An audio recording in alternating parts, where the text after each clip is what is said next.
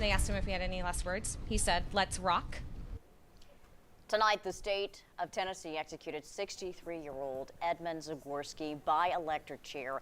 Zagorski was declared dead at 8:26 tonight. Yeah, he chose the electric chair over death by lethal injection, and his sentence was carried out at the Riverbend Maximum Security Institution in Nashville. His final words tonight before the execution were, quote, "Let's rock." A witness says Zagorski mostly looked straight ahead, but he did look around the death chamber minutes before his death.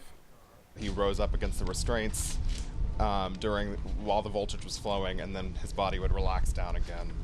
His hands stayed in kind of a fist with his pinky kind of leaning over the armrest, and after the voltage stopped, he did not move and there was silence.